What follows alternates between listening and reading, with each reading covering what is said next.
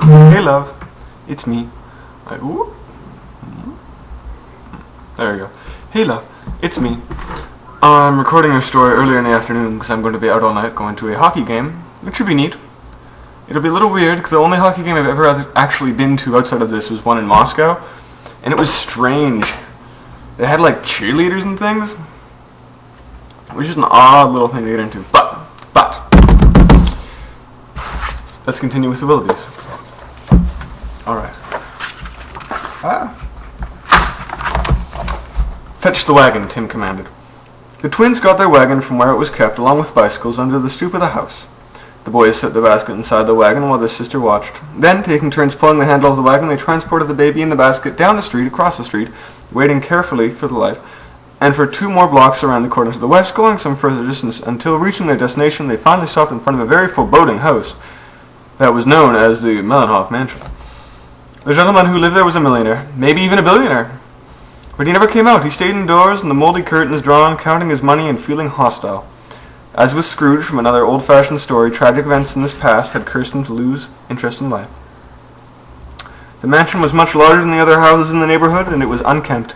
A wrought iron fence around its yard was tilted and twisted in places, and the yard itself was cluttered with pieces of discarded furniture. Some of the windows were broken and boarded over, and a thin cat stretched itself out and meowed on the porch. "Wait, said Tim when his brother began to push open the front gate. "I need to add the note." He held his hand to June, who placed the folded paper carefully in a pocket of her ruffled frock and gave it to him. "Pencil," Jim demanded, and one of the twins, for all the children were accustomed to carrying whatever Tim might need and demand, handed him a pencil. Barnaby B turned to Tim so he could use his back for a table. "Could you tell what I wrote, B?" Tim asked his brother when he had finished. "No, it felt like scribbles." "You must train yourself better," Tim pointed out. "If my back had been a table, I would be able to recite each word and also the punctuation. Practice when you have a chance," Barnaby B noted. "You too, Tim said, looking at the other twin. "I will," Barnaby A promised. "So will I," offered June. "No, you needn't, because you're a girl. You will never be called up for important work," Tim told her.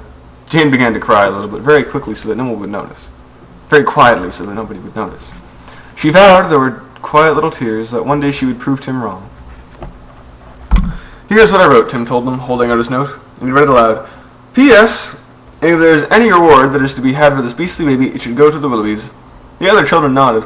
They thought the P.S. was a good idea. "You might say must instead of should," Barnaby B proposed. "Good idea, B. Turn around." Barnaby B turned around, and Tim used his back for a table again, erasing one word and replacing it with another, which Barnaby B could feel him underline. Then Tim read aloud, "If there is any reward to be had for the beastly baby, it must go to the Willoughbys." He refolded the note and leaned down toward the basket. Then he paused. "Turn again, B," he commanded. After his brother had turned to make a table of his back one more time, Jim wrote an additional sentence.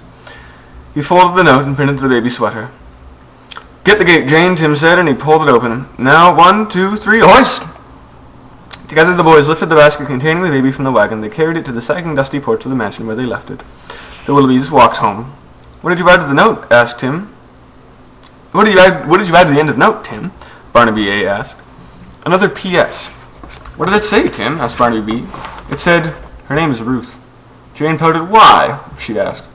"Because," Tim said with a sly smile, "we are the ruthless Willoughbys." Chapter 2, A Parental Conspiracy. Mr. and Mrs. Willoughby were seated in the front of their fireplace after dinner. He was reading a newspaper and she was knitting something out of beige wool. The 4 children in flannel pajamas entered the room. "I'm making the cat a sweater," Mrs. Willoughby told them, and holding up the knitting in which a small thin sleeve had already been formed. "I was hoping maybe you were making a second sweater for me and B," Barnaby A said. "It's difficult taking turns wearing a sweater." "I've explained and explained," the mother said in exasperation. "A, you wear it on Monday, Wednesday, and Friday. B, you have Tuesday, Thursday, and Saturday. On Sunday, you can fight over it." She turned to her husband. "It's disgusting," she said, "the way children today all want their own sweaters." She knit a few more stitches industriously. "Children," Mr. Willoughby said in an impatient voice, putting his newspaper down. "Do you want something?" "We were hoping that perhaps you could read us a story," Tim said. "Parents in books always read stories to their children at bedtime." "I believe the mother usually does that," looking toward his wife. "I'm busy," Mrs. Willoughby said. "The cat needs a sweater." Hastily she knit another stitch. Mr. Willoughby scowled. "Hand me a book," he said. Tim went to the bookcase and began fingering the volumes that were lined on the shelf. "Make it fast," his father said. "I'm in the middle of an article about interest rates." Quickly, Tim handed him a volume of fairy tales. His father opened it in the middle as the children arranged themselves in a semicircle by his feet. They looked like a painting on Christmas card. God bless us, every one, murmured Barnaby A., but Tim poked him. Mr. Willoughby began to read aloud. Hard by a great forest dwelled a poor woodcutter with his wife and 2 children.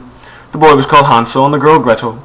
He had little bite to break, but when a great dearth fell on the land, he could no longer procure even daily bread. Now when he thought over this night in his bed, he tossed about in his anxiety. He groaned and said to his wife, What is to become of us? How will we feed our poor children, when we can no longer have anything even for ourselves?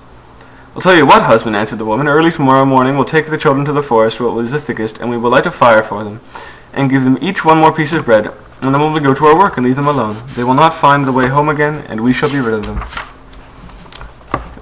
Jane's lower lip trembled and gave a small sob. Barnaby A. and Barnaby B. looked nervously. Tim scowled. The end, said the father, closing the book with a snap. Bedtime.